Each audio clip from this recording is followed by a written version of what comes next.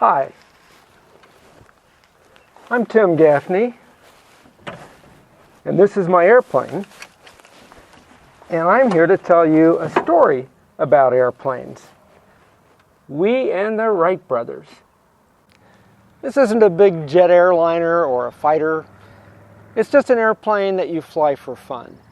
It doesn't go very fast, it doesn't go very high, it's not very big. But you don't have to be big to fly.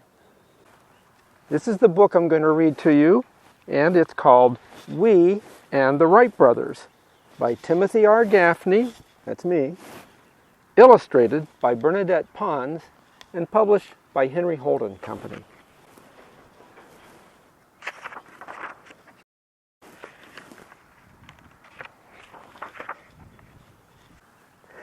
The year 1903 was a wonderful time to be a mouse. We thought so anyway. We was a mouse. He and Mama Mouse lived with their two mouseskins in a bicycle shop in Dayton, Ohio. On a small printing press above the shop, they published the Mouse News, a newspaper for mice in the neighborhood. We wrote the stories, Mama ran the press, and their little ones sold the papers. So there you can see it. We enjoyed living in the bicycle shop. He was a curious mouse, and the shop was full of fascinating things. Fast-looking bicycles, bicycle frames, shiny wheels, and the aromas of steel, rubber, and oil. Two brothers named Wilbur and Orville Wright owned the shop. They made beautiful bicycles. They worked quietly and with great skill, we reported in the Mouse News. They are also very fussy about neatness and even wear suits while they work. There you see them. There's in their suits, and they're wearing aprons to keep their suits clean. The bicycles were interesting, but what intrigued we the most were the flying machines Wilbur and Orville built in the back room of their shop. Going fast on bicycles was not enough for them. They wanted to do what people in those days only dreamed of. They wanted to fly. First they built a kite, then gliders big enough to carry one of them at a time. Every year, they took a trip to test their machines at a place called Kitty Hawk, far away in North Carolina. And here you see he's hiding up there and watching as they work. The Wright brothers didn't tell many people about their attempts to fly, but whenever they discussed it between themselves in the shop, was all ears. His mouse friends got the latest details in the Mouse News. Now the brothers were making their most wonderful flying machine of all. It had a wooden frame and wings covered with white cloth. It also had something the gliders did not: a motor and two wooden propellers. The Wrights believe this powered machine will allow them to fly through the air like a bird, we reported. They call it the flyer. You see them talking, but do you see we? You see where we is? Where is he? He's right here. There we go.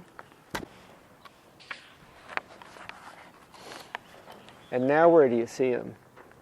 Do you see him watching them pack the crate?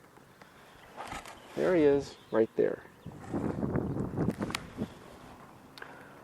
One day late in the summer, Wilbur and Orville began packing the flyer into a wooden crate.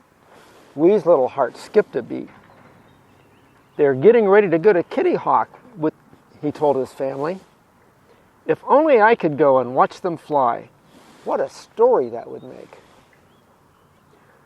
Wee looked at Mama and his mouseskins, who watched him eagerly. I will go, he declared. It will make the greatest mouse news story ever. And here you can see them a little more closely.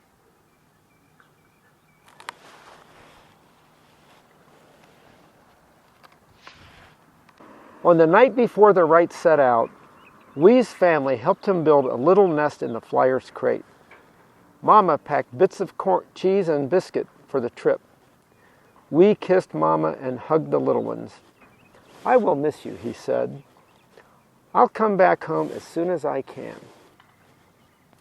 As the Wright brothers loaded their crate onto a train bound for North Carolina, Wee settled into his cozy nest.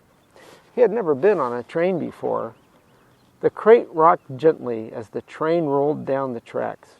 Wee drifted off to sleep. And there you see it. There's Wee. He looks pretty comfortable. When Wee awoke, they were on the coast of North Carolina. Kitty Hawk was a small village on an island off the coast. The Wright brothers put the crate onto a boat. Wee had never been on a boat either. He felt it pitching and rolling on the waves. His tummy felt it too. Can you see him here? You see him on the edge of the boat? I think his face looks a little green, don't you?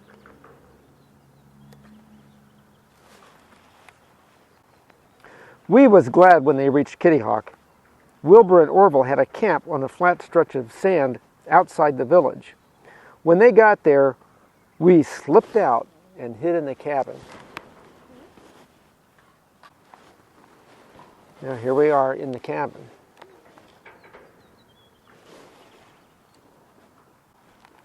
Just as in the bicycle shop, the Wright brothers kept everything neat. Wee tried to be neat, but a mouse cannot help leaving crumbs here and there. The fussy Wrights noticed. Orville especially did not like having a mouse in the cabin. He called Wee a beastie and chased him with a broom. He made clever traps and baited them with crusty pieces of cornbread.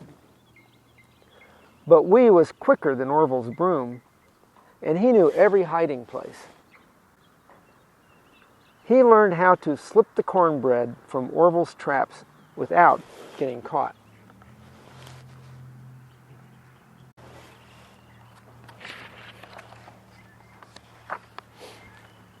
And so do you see Wee? Where is he? Do you see where he is? Wilbur and Orville had more to do than chase a mouse. They built a new shed for the flyer. Then they started putting the flyer together inside the shed. Summer turned to autumn. The weather grew cold. Wee missed his family. Every morning he hoped this would be the day for the flyer to get off the ground.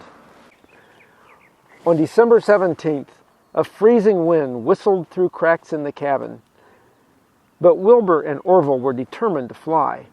Some men from Kitty Hawk helped them pull the flyer out of the shed. Wee watched from the warm cabin through a small hole in the wall. He too wished he could fly. The men set the flyer on a wooden track. It was ready to go. Orville would make the first flight. But the men were shivering and with cold. They came back inside to warm up, took off their coats, and gathered around a hot stove.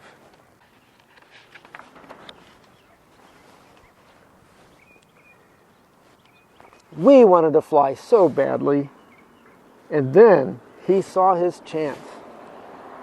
While the men faced the stove, he sneaked into a pocket of Orville's coat. The men put their coats on and went outside again. Wee burrowed deeply into Orville's pocket, where he stayed warm and hidden. The flyer sat on its track, facing the wind. A strong wire held it in place. Orville took his position, lying belly down on the bottom of the wing. The motor started. Its valves chattered, its drive chains clattered, and the whole flyer shook as the propellers began to whirl. Wee crept out of the pocket.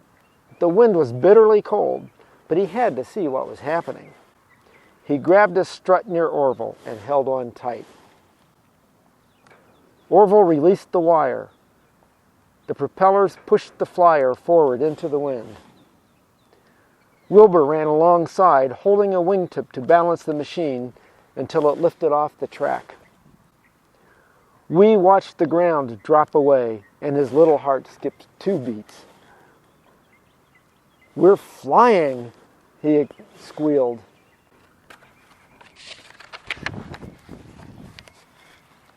There you see Orville, and there's Wee right beside him. Do you see where Wee is? You see him? Orville didn't notice his tiny passenger. He was too busy working the controls. 1 second, 2 seconds, 3 seconds. We watched wide-eyed as the sandy ground rolled below. The flyer was riding on nothing but air. 6 seconds, 7 seconds, 8 seconds. Orville worked the controls as the flyer bucked in the gusty wind. 11 seconds, 12 seconds. Thud! What happened?